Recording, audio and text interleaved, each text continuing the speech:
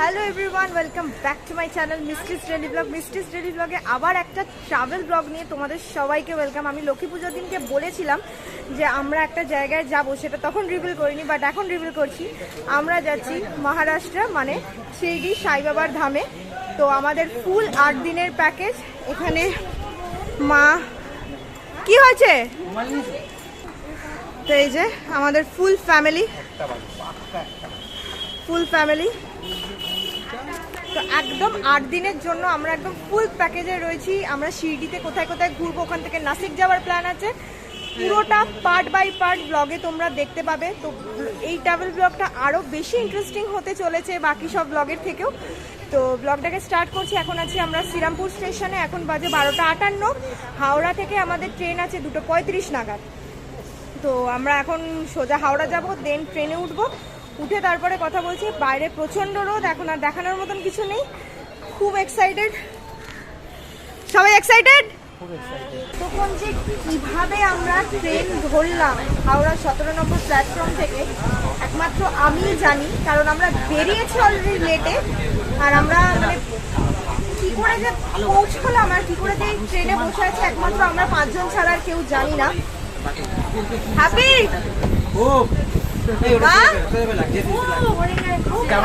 Hello, খুব happy. আমি একটু ঘুমোতে পারলে বাবা হ্যাপি। মা তুমি কি বলতে চাও? আমি তো হ্যাপি, ডবল হ্যাপি। তো চলো, দেখতেই পাচ্ছ এখন একটু জল টল খাই, খেয়ে বসি। তো এইখানে এই বালিশগুলো, এই রেলের যে বালিশগুলো মাথায় দেওয়ার, বাবা আমাদের বেরানোর আগের দিনকেই মানে 12 তারিখে এগুলো 450 টাকা দিয়ে 5টা বালিশ কিনে আনে। তো নীল এখানে বালিশ পোলাচ্ছে শোয়ার জন্য ready.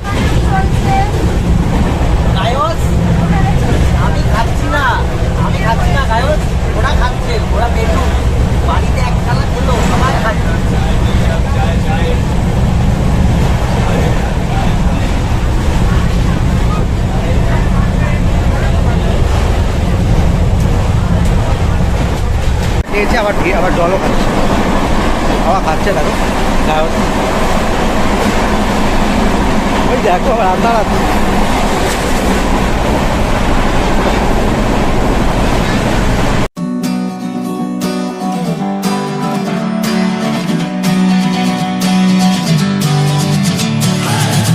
Sitting lonely in my room again, trying to find the words to say, but nothing comes out. I am looking for the better days, seem like they just stay away whenever I try. There's so many things that I keep. আচ্ছা, এখন আমরা কি অবস্থাতে রয়েছি? ওইখানে নীল, পিছনে আলো। তো এখন আমরা শুয়ে শুয়ে মুভি দেখছি।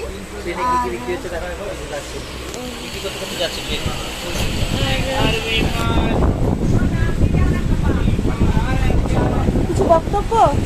ট্রেনে গুটকা বিক্রি হচ্ছে, গুটকা বিক্রি হচ্ছে ট্রেনে। আলো, নীলও শুয়ে পড়েছে এখানে। এই যে আলো, কিছু বক্তব্য? তো আজকে day 2 আর এখন আমরা ট্রেনের মধ্যেই আছি। আমাদের ট্রেন 4 ঘন্টা লেট।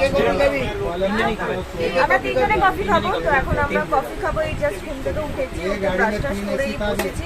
ট্রেনে দারুণভাবে ঘুমিয়েছি আর এখন আর ঘুম পাচ্ছে না। এবার খিদে পাচ্ছে, কারণ কালকে অনেক লেটে খেয়েছি। আর আমি জানি না কোন জায়গায় नागपुर पहुंचा को 12टा। সবাইকে কফি দিচ্ছে। सेकंड थिंग, कोई भी टीटी मिड नाइट में अगर आप हावड़ा से आ रहे हैं, आपको बता दे रहा हूँ, अगर कोई बीच में चढ़ के आपका टिकट पूछता है तो पहले आप पूछिए कि व्हिच पर्सन आप वो कौन, एंड शो एन आईडी। उसके बाद आप उसको टिकट बताइए। क्योंकि 10 बजे के बाद 6 बजे तक कोई दूर नहीं।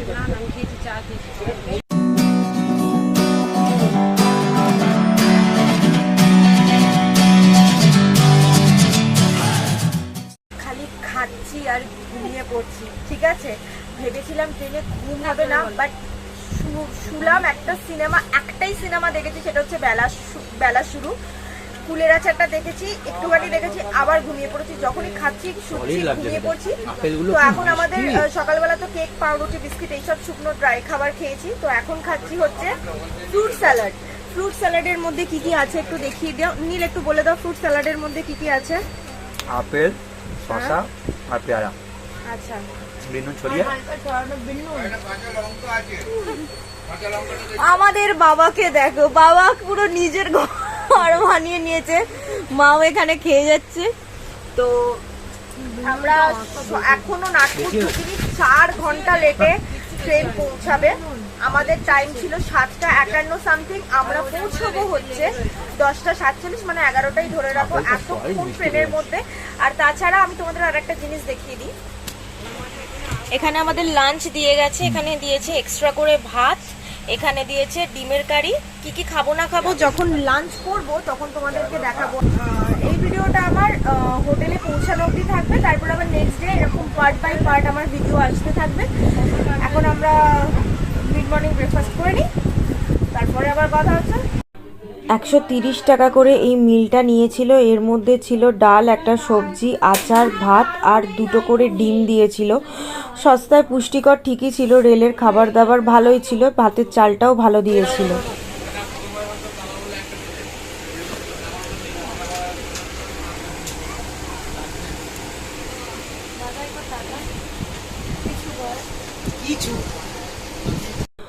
তো এখানে ট্রেন থেমে গেছে, শিরডি সাইনগর এক্সপ্রেসে এই ট্রেনটাতে আমরা এসেছিলাম।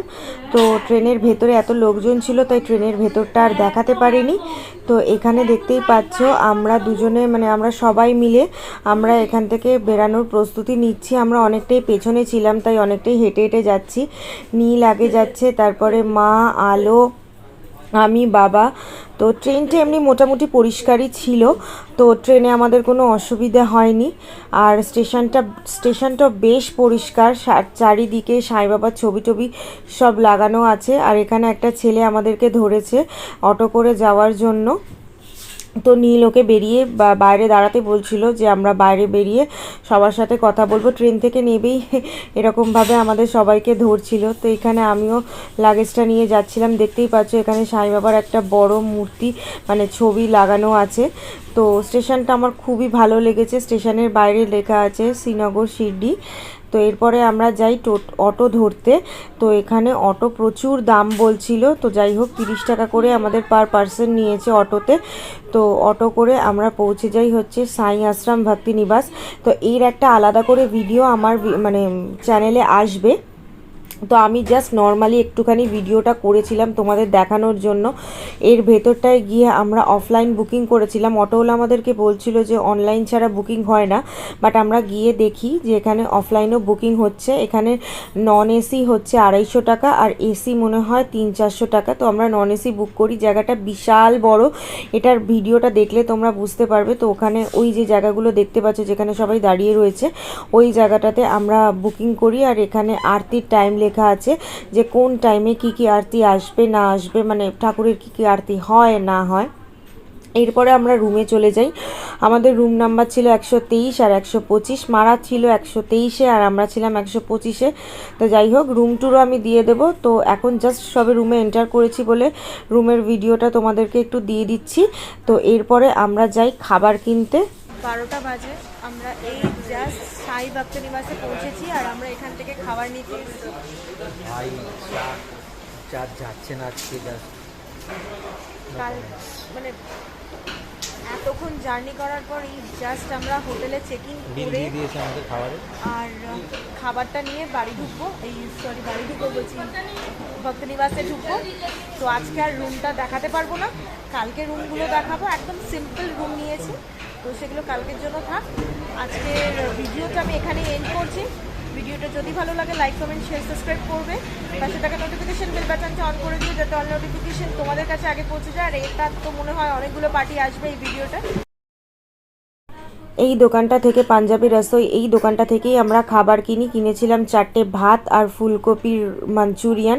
কিছু করার ছিল না, 480 টাকা দাম নিয়েছিল, কিন্তু তখন খিদের জ্বালাতে আমাদের আর মানে অন্য কোনো অপশন ছিল না রাত 12টার সময়। তাই আমরা এই দোকানটা থেকেই বাধ্য হয়ে খাবারটা কিনি। অ্যান্ড দেন আমরা হোটেলে যাই, গিয়ে ফ্রেশ হয়ে খাওয়া দাওয়া করেই শুয়ে পড়ি, কারণ পরের দিন আমাদের সাই বাবার দর্শন করতে যাওয়ার ছিল, অনেক তাড়াতাড়ি ওঠার ছিল, দেখতেই পাচ্ছ এখানে আমরা খাওয়া দাওয়া করি। তো আমার ব্লগের ফার্স্ট পার্টটা ট্রেন জার্নিটা এই অবধিই ছিল। যদি ব্লগটা ভালো লাগে লাইক কমেন্ট শেয়ার সাবস্ক্রাইব করতে ভুলো না।